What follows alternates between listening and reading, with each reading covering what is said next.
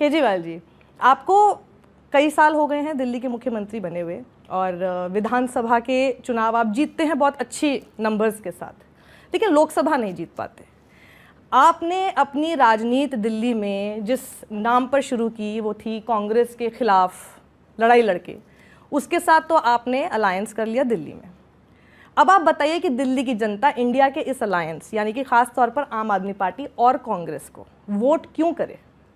Vote इसलिए करें क्योंकि ये चुनाव जो है ये एक्स्ट्राऑर्डिनरी चुनाव है, ये मामूली चुनाव नहीं है। हम साथ क्यों आए? हम साथ आए देश को बचाने के लिए। इस वक्त देश तानाशाही की तरफ बढ़ रहा है।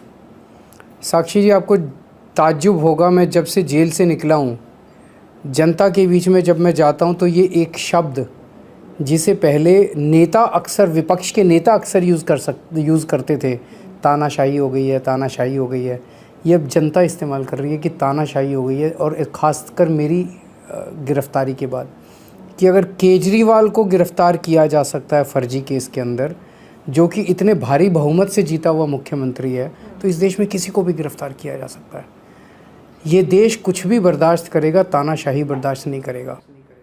पर क्या वो जनता जो है वो ये मान रही है कि आप भारी बहुमत से जीते, लेकिन क्या आप सही हैं? मतलब ये दोनों चीज़ों में क्या आप वो सही हैं, इसीलिए वो सही मान रहे हैं, इसीलिए उनमें गुस्सा है।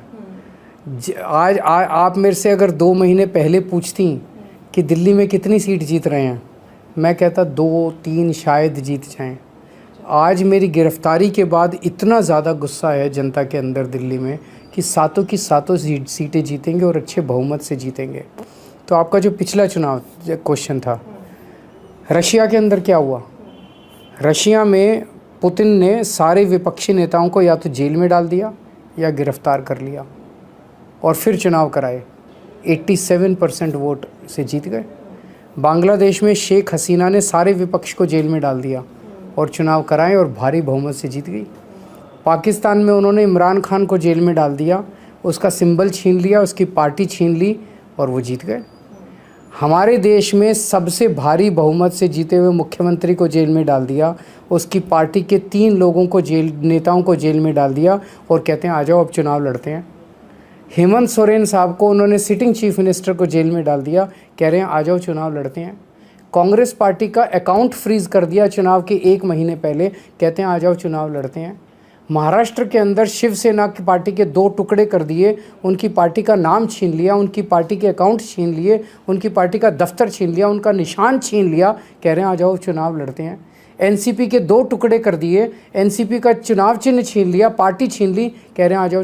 तो हमारा देश भी उसी दिशा में जा रहा है जो पाकिस्तान, बांग्लादेश और रशिया है। इस तानाशाही से देश को बचाना है, इसीलिए हम सारी पार्टियाँ इकट्ठे हुए हैं।